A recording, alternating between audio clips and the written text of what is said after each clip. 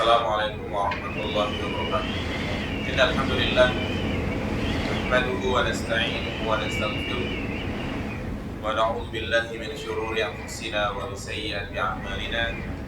May yahdihillahu fala mudilla lahu wa may yudlil fala hadiya lahu. Asyhadu an la ilaha illallah wahdahu la syarika lahu wa asyhadu anna Muhammadan 'abduhu wa rasuluhu la nabiyya ba'dahu. Allahumma sholli ala Muhammad wa ala ali Muhammad. Qala Allah Ta'ala fil Qur'anil Karim, ya ayyuhan nasu taqu rabbakum alladhi khalaqakum min nafsin wahidah wa khalaqa minha zawjaha wa bassa minhuma rijalan katsiran wa nisaa'a wattaqullaha alladhi tasaaluna bihi wal arham innallaha kana 'alaikum raqiba. Wa qala an-nabiy sallallahu alaihi wasallam, fa inna asdaqal hadits kitabullah wa khairal hadi hadi Muhammadin sallallahu alaihi wasallam wa syarrul umuri muhdatsatuha fa inna kulla muhdatsatin bid'ah fa inna kulla bid'atin dhalalah wa kulla dhalalatin fin nar. Amma ba'du, ayyuhal ikhwah, a'azzani Allahu wa iyyakum jami'an. Pada kesempatan yang berbarakah ini, insyaallah kita akan mempelajari salah satu ibadah yang sangat penting, yaitu menjadi kewajiban kita sebagai seorang muslim yang masih hidup kepada saudara kita yang sudah meninggal, yaitu mengurusi jenazahnya, mulai dari memandikan, mengkafani, mensolati, dan menguburkan. Sebelum lebih luas kita menjelaskan tentang bagaimana tata cara mengurusi jenazah, maka perlu kita ketahui terlebih dahulu tentang perintah mengurusi jenazah muslim dan juga keutamaan mengurus jenazah.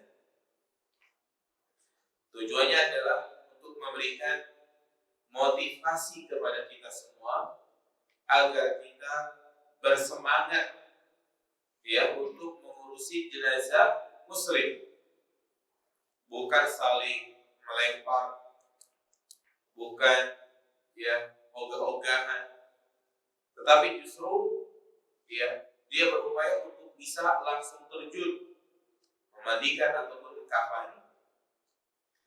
Karena tentunya kalau kita mengetahui suatu keutamaan dari ibadah, maka itu akan menjadi mesin pendongkrak untuk melakukan ibadah tersebut.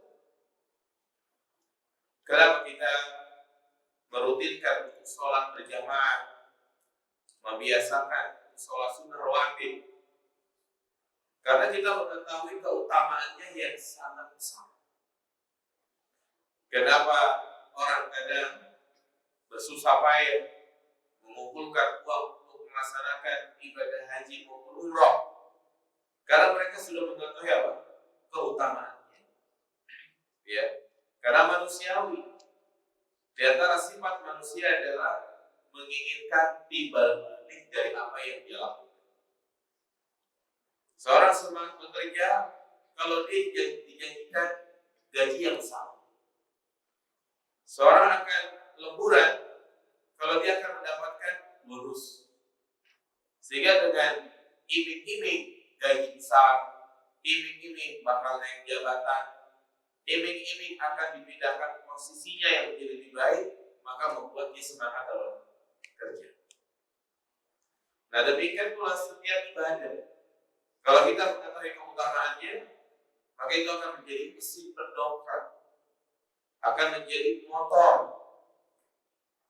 yang membuat kita semangat untuk mengerjakan ibadah tersebut. Jadi mengurus jenazah adalah wajib. Dan para ulama menjelaskan kewajiban di sini adalah fardu kifayah. kewajiban kepada seluruh kaum muslimin. Jika memang ada sebagian yang mengerjakannya, maka gugur yang lainnya. Tetapi kalau tidak ada yang mengerjakannya, maka semuanya berdosa. Nah, ketika ada yang mengerjakannya misalnya 5 orang, maka apakah yang lainnya dapat pahala? Tidak, yang dapat pahala siapa? Yang 5 orang ini. Ya. Nabi SAW mengatakan hakul muslim ala muslim sin. Hak seorang muslim kepada muslim lainnya itu ada 6. Di antaranya adalah wa idza mata fattabi'u. Apabila dia meninggal maka iringilah jenazahnya. Dan juga Nabi mengingatkan ya asri'u bil janazah. Bersegeralah untuk mengurus jenazah. Apa keutamaan mengurus jenazah? Maka setiap tahapan mulai dari memandikan, mengkafani, mensolati, menguburkan itu memiliki keutamaan dan keistimewaan masing-masing. Kita baca hadis sahih, man qassala musliman fakataba alaihi ghafarallahu lahu 40 marrah.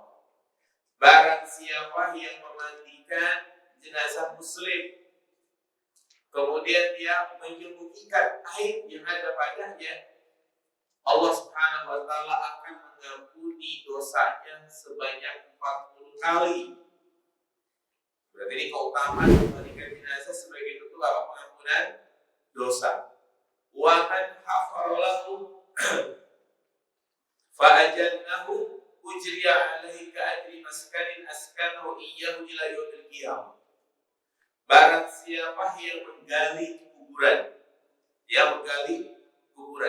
dia perbagus kuburannya, dia rapikan, dia ratakan, maka dia akan mendapatkan pahala seperti orang yang memberikan tempat tinggal sampai hari kiamat.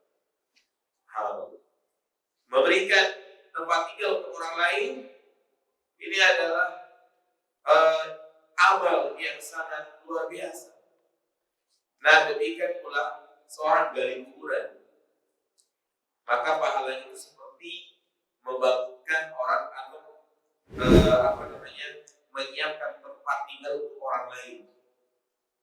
Nah, wa man kafanahu, barang siapa yang mengkafaninya, maka Allah Subhanahu wa taala akan memakaikan kepadanya pakaian berupa sutra, pakaian yang bagus nanti pada hari kiamat. Subhanallah. Ya, seorang muslim ketika mendengar keutamaan seperti ini, maka ini menjadi pencut, akan menjadi motor untuk bersemangat mengerjakan amalan tersebut. Nah, Nabi juga mengatakan tentang orang yang sholat jenazah, barang siapa yang mengerjakan sholat jenazah, ya maka baginya pahala berapa kilo? 1 kilo.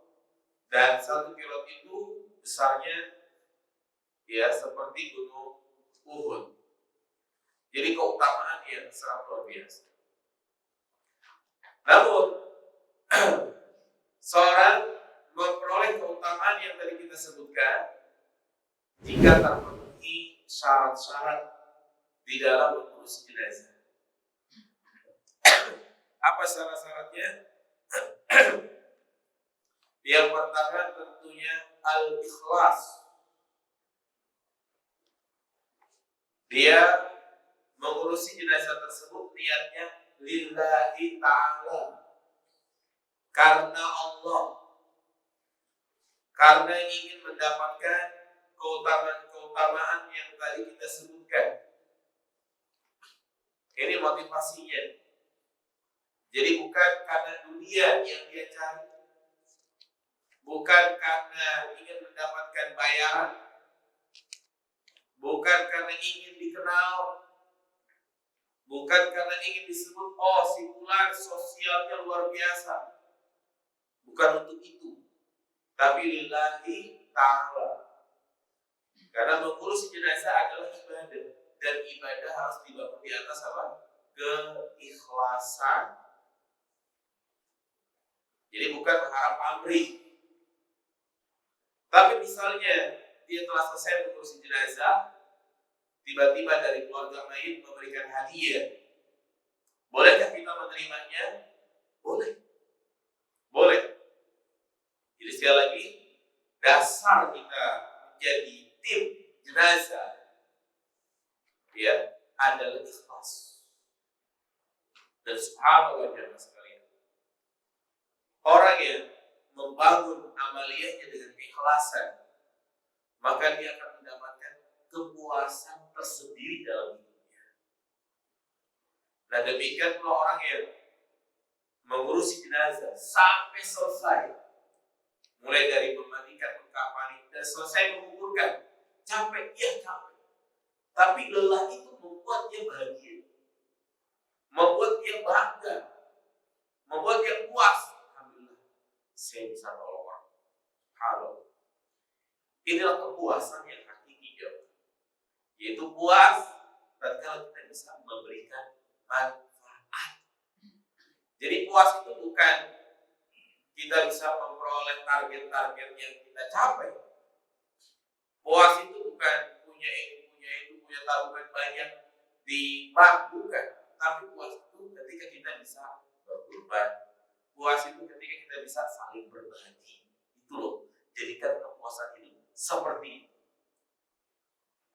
Orang yang mengurusi jenazah, ya kalau kita ketemu langsung dia merasa hidup saya bermanfaat. Dia mau sedekah, mau ngasih sumbangan, nah itu udah punya usaha yang maju gitu. Artinya nggak cukup begitu. Dan itulah sebaik-baik manusia. Khairun nas anfa'uhum linnas. Sebaik-baik manusia adalah yang paling bermanfaat. Apa yang kita bisa berikan untuk orang lainnya? Ilmu, jasa. Ini bagian dari apa? Jasa. Dan nggak perlu adanya keahlian khusus dalam mengurus jenazah. Nggak perlu untuk kuliah. Ya beda orang yang pengen masuk ke penerbangan, dia harus kuliah 1 tahun, 2 tahun, 3 tahun. Untuk mengurusi jenazah perlu nggak kuliah 3 tahun begitu? Nggak perlu. Udah dengan adanya daurah seperti 1 jam 2 jam, ya insya Allah kita dapat ilmunya. Tapi kalau orang ngasih, gak apa-apa. Yang penting jangan ditetapkan harganya, ada paket-paketannya. Mandi jenazah plus mengkafani 5 juta, plus memandikan mensolati 7 juta, menguburkan 10 juta, ngaji di kuburannya 15 juta kalau 3 hari. Kalau 10 hari berarti 10 juta. Udah berapa duit? 20 juta. Acara 7 hari lagi, 14 hari, duit. Jadi kalau ada orang yang meninggal, senang dia. Kenapa? Ada proyek. Ketika dia meninggal, datang ke keluarganya, menawarkan jasa. Ada yang seperti itu ya, ada orang meninggal, datang tim ini dari paguyuban ini menawarkan diri untuk jadi tim penyelenggaraan jenazah. Karena misi-misi dalam apa-apa sama saya berkurang. Kurang-kurang dikit gak apa-apa lah gitu kan. Nah itu dia. Jadi jangan tujuannya untuk mencari penghidupan di sini.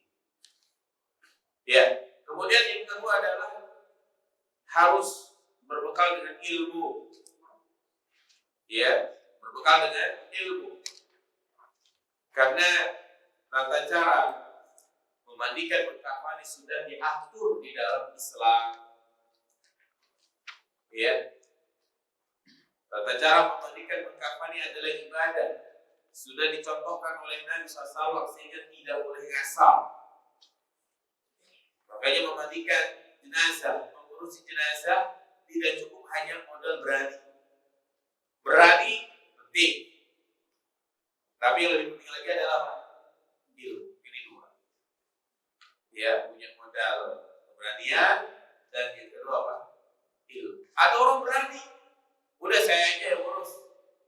Tapi ternyata kita lihat cara memandikannya udah kayak mandiin kucing misalnya.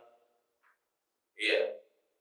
Banyak hal-hal yang keliru di dalam memandikan tersebut. Ini keliru.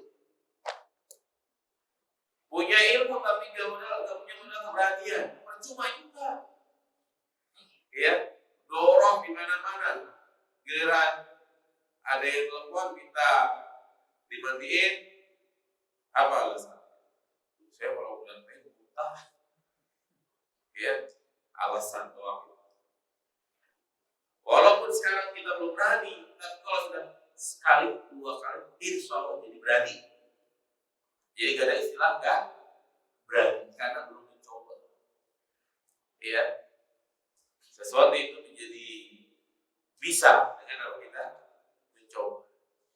Dan juga modal penting juga selain kita ilmu berani menyempatkan waktu. Menyelenggarakan jenazah itu gak seperti kajian. Kajian kan tentukan waktunya ya. Kajian pada subuh, hari Sabtu, hari Minggu. Kalau orang mati, ada jadwalnya enggak? Ya enggak ada.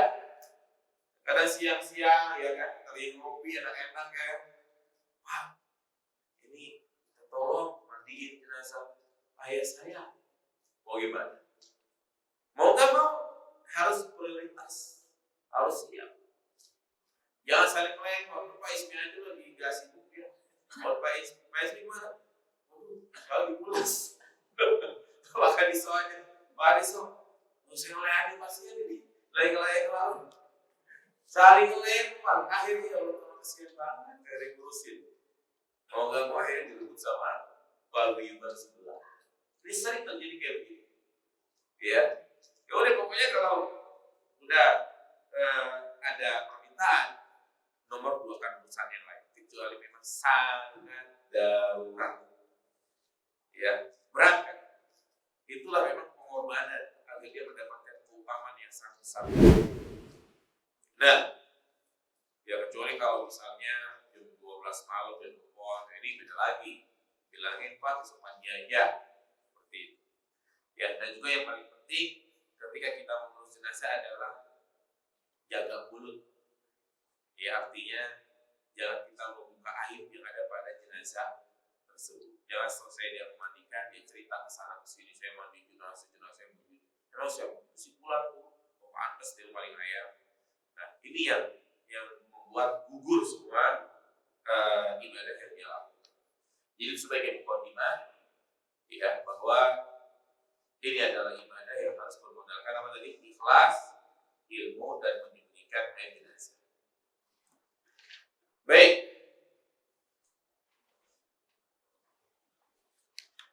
Nah, yang menjadi inti pembahasan kita adalah cara memandikan dan mengkafani. Tentunya insya Allah kita pembahasan ini kita jadikan 2 sesi. Yang pertama kita sesi materi ya.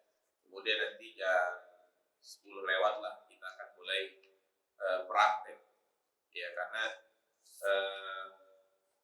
pembahasan tentang tuntunan praktis penyelenggaraan jenazah ini sangat panjang. Maka kita ambil poin-poin yang pentingnya saja. Nah, yang ada bukunya bisa dilihat halaman 1. Menjelaskan sesudah meninggal.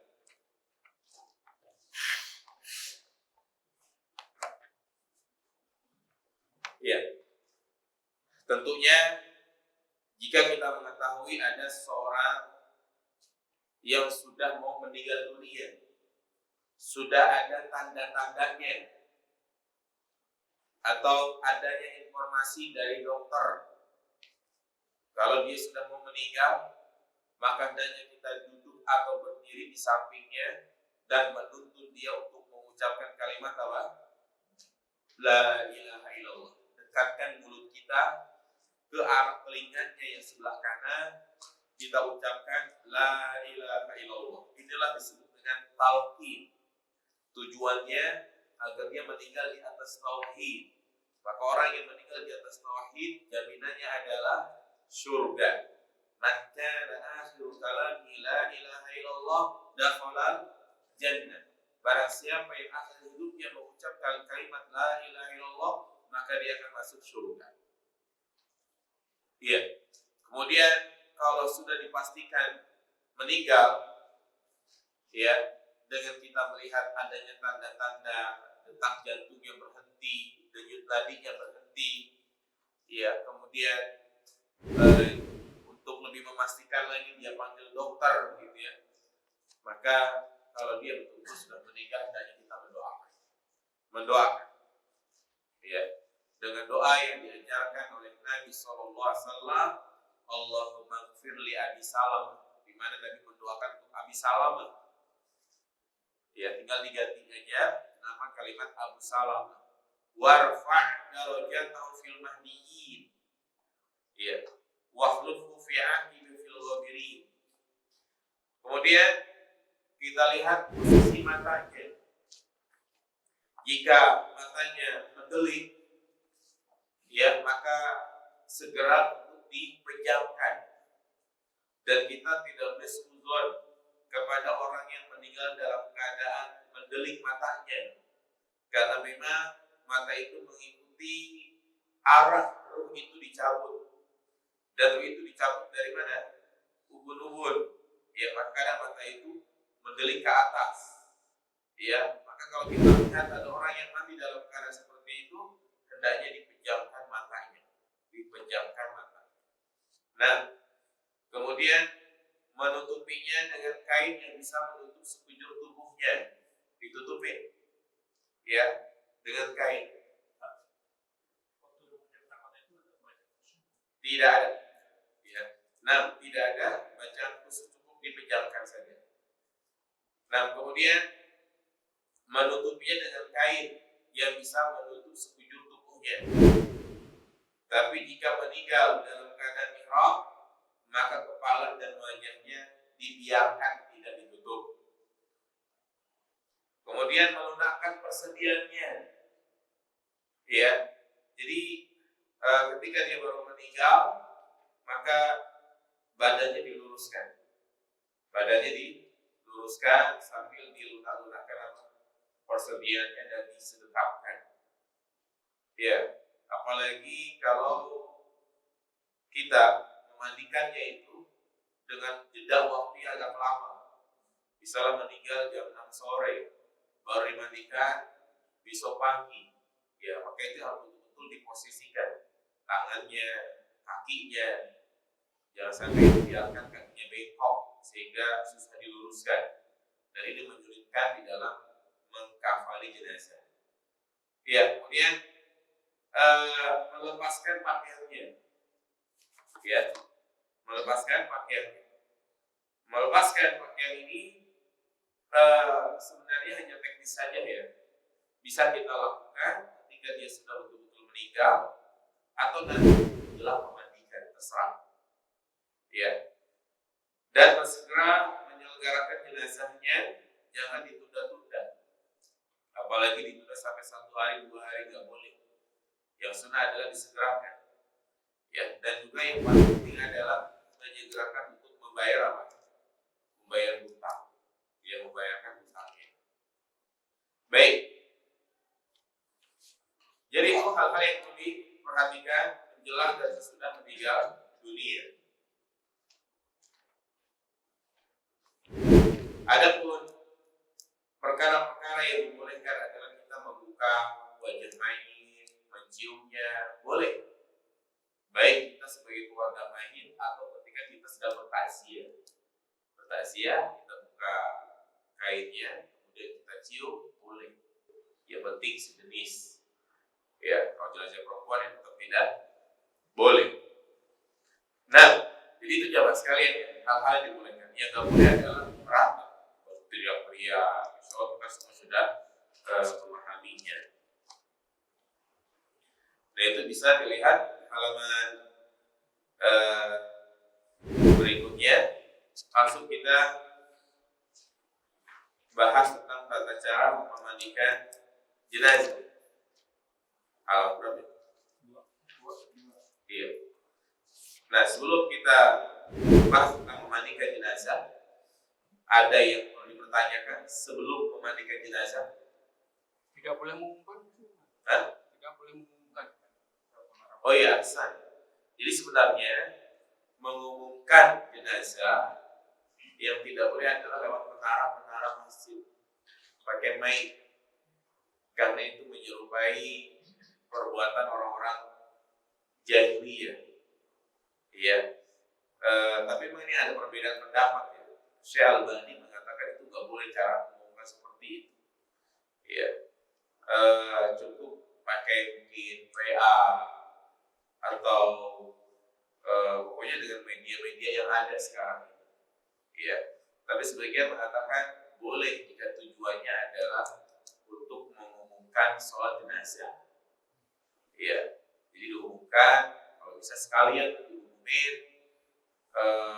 telah meninggal dunia pulang, dan diharapkan jamaah yang hendak menyolati datang ke masjid jam sekian. Itu lebih bagus kalau kayak begitu ngumuminnya. Lewat mana? Lewat speaker begitu. Jadi bukan hanya mengumumkan apa? Kematian. Di masyarakat kita kebanyakan menguminya itu cuma mengumin apa?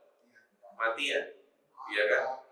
Ya, artinya tidak diumumkan kapan disolatin. Justru itu lebih penting daripada takziah. Ya, kalau takziah kan hanya sunnah. Kalau sholat jenazah punya apa tuh?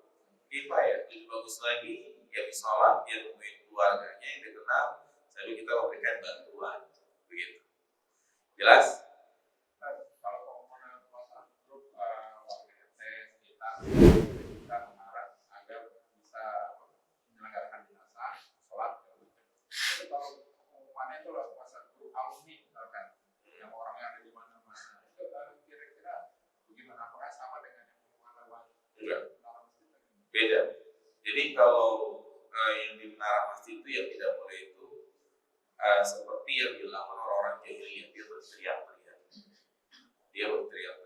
di tengah-tengah pasar, ya kan, meratap. Nah ini agar tidak serupa dengan perbuatan seperti itu, makanya sebagian ulama mengatakan tidak boleh mengumumkan lewat menara masjid. Adapun kalau pakai WA nggak masalah. Walaupun orang nggak mungkin datang. Iya, karena kita kasih tahu kalau si Umar adalah meninggal, tujuannya agar dia mendoakan. Jadi yang dipermasalahkan itu bukan masalah pengumumannya. Mengumumkan kematian boleh, tapi ini pakai apa? Caranya, cara mengumumkannya itu, cara mengumumkannya yang dipermasalahkan. Iya, yang menganggap itu seperti seruan-seruan jahiliyah berarti nggak boleh pakai speaker. Ada pun pakai media lainnya boleh, ya boleh. Nah,